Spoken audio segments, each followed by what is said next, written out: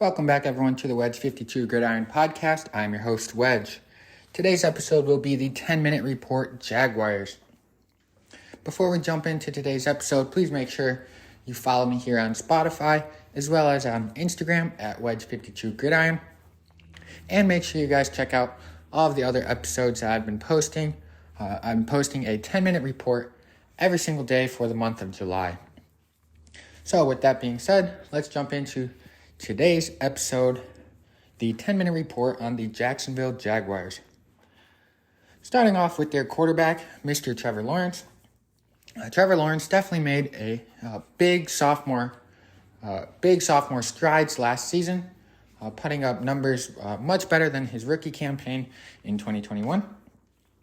Last year, in the regular season, Trevor Lawrence put up 4,113 passing yards to go along with 25 touchdowns and 8 interceptions on a 66.3% completion percentage.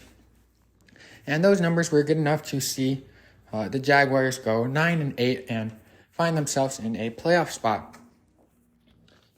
In the playoffs, Trevor Lawrence, in 2 games, they went 1-1. He put up 505 yards, 5 touchdowns, and 5 interceptions on 60.5% completion percentage. So while Trevor Lawrence had very good improvement from his first year to his second year, definitely something that you want to see out of your quarterback. He performed well, put up good numbers, and he has earned himself a lot of hype coming into the 2023 season. A lot of analysts, a lot of fellow football fans, I've seen a lot of rankings, quarterback rankings starting to come out for the 2023 season, and a lot of them have Trevor Lawrence very close to the top. I've seen him, I want to say, as high as 4 or 5, but a lot of them definitely have him, in that 4, 5, 6, or 7 position, while I do think that he made large improvements this season. I'm not quite bought into the hype of Trevor Lawrence. I'm not quite sold on him being, considered one of the elites, one of the top 5s, but I do think he's very close. But he definitely, in my opinion, has some more improvements to make. And all of that is being said without a full deep dive and film review on Trevor Lawrence. But if you guys follow me here on Spotify, I will be doing a top 5 series, one of those positions, of course, being quarterback. So watch out for that episode, probably coming in early August. But moving on to the free agency aspect for the Jaguars this season. They lost a couple of key pieces. Number one being wide receiver Marvin Jones Jr., who re-signed back to Detroit. That's going to be his second tenure with the Detroit Lions. And then they definitely lost a key piece in offensive tackle Jawan Taylor, who signed with the Kansas City Chiefs, like I mentioned in my 10-minute report on the Chiefs. Jawan Taylor was one of the best offensive tackles last season, put up incredible numbers. He was obviously good enough for the Chiefs to consider him a replacement for Orlando Brown Jr., who is one of the more well-known names in terms of offensive linemen around the league. So definitely big losing both of those guys. But they were able to re-sign tight end Evan Ingram.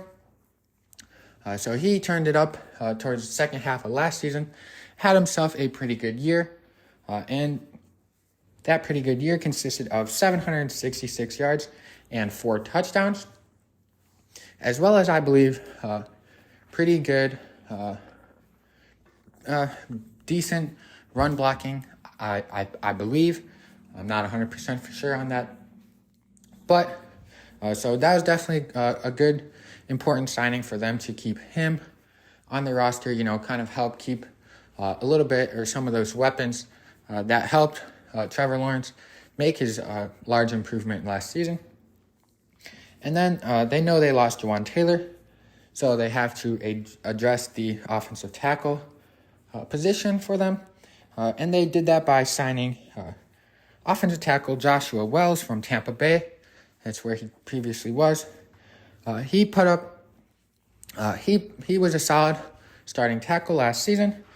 He only allowed 1 sack for all of the 2022 season, which it's just, if the sack per lineman, I believe every offensive line coach would probably take that. And then also in the NFL draft that took place in April, the Jaguars actually had 13 picks in the 7 rounds. So they had quite a bit of picks.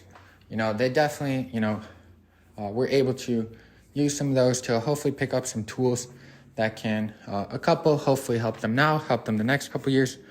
But hopefully build up their roster, round out the team. It's Jaguars have turned around since Lawrence, and they're trying to build around him in a cheaper way to, hopefully be able to retain some of the key pieces once those times come with contracts and stuff like that. But in the first round, they drafted 27th overall offensive tackle Ann Harrison out of Oklahoma. This was, while they already needed offensive line help, it did not help them and may have turned up their timelines on drafting an offensive tackle for the draft, because on draft day, actually, starting offensive tackle from last year for them, Cam Robinson, got suspended on draft day for substance abuse. This drug and alcohol, or the drug policy that the NFL has set for their players. And I believe he is suspended 4 games. But Harrison, some of the positives that I've seen on his, scouting report, and from watching a couple clips, and by a couple I literally mean like 4 or 5. He's very strong, athletic, has fast feet. Those are a couple positives. And a couple negatives is his pass set consistency, especially on deep dropbacks, where it widens out the edge rusher, pushes them into a 7 or beyond for my technical listeners. But Oklahoma's system, passing system, just doesn't really, create those deep dropbacks. So he'll have to work on that consistency with those.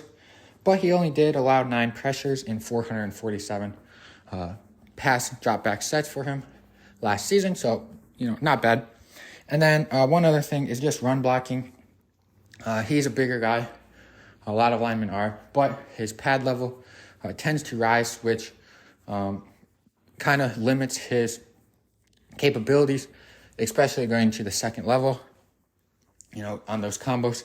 And that will only get worse as, he's playing against higher named linebackers, such as Ravens linebacker Roquan Smith, Fred Warner. The elite linebackers are not going to get blocked by a high lineman at the second level. And then another notable draft pick was running back Tank Bigsby out of Auburn, who was one of the better running backs over the past 2 or 3 seasons. He was definitely consistent throughout all 3 seasons, which is big. A lot of times we see a college running back pop off for 1 season, and then you don't really hear their name the next. But throughout 3 seasons, he has just under 3,000 yards to go with 25 touchdowns rushing.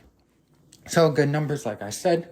And they selected him, I believe, in the 2nd round or maybe 3rd round. But he will pair up nicely with running back Travis Etienne, who had himself a very solid rookie campaign at the running back position with 1,125 yards and 5 touchdowns. Moving on to kind of their wide receiver room, they are getting Calvin Ridley back, who they signed last year but was unable to play because of his gambling suspension. So he was suspended in 2022, like I said. He only played 5 games in 2021. And then his last full year in 2020, he put up 1,300 yards and 9 touchdowns. So it'll be interesting to see what he does. But he'll pair up with wide receivers Christian Kirk and Zay Jones, who had Kirk had 1,100 yards and 8 touchdowns, and Jones had 823 yards and 5 touchdowns, respectively. Those are pretty good numbers, especially out of Kirk. So they are looking to have a very solid wide receiver room that hopefully, help Lawrence out, especially if their O-line, which is probably one of their weakest position groups, is able to figure some things out. The only notable lineman that they have that's had success in the NFL consistently, I would say, is Brandon Sheriff. And Lawrence, one of the things he struggled with still last year was being under pressure and his numbers under pressure. So I did run out of time in my studies on the Jaguars to dive too much into detail on the defense. They do have good edge rushers in Trayvon Walker and Clavon Chassian, as well as Josh Allen. But their biggest need on defense is definitely cornerback. And I've now gone over my 10-minute mark with the Jaguars as well by about a minute. So that just leaves me with my record prediction for the 2023 season of Jacksonville Jaguars. I predict they will go 11-6. Thank you guys all for listening. Like I said, please make sure to check out the other episodes, as well as follow me here on Spotify and Instagram at Wedge52Gridiron. Go Ravens.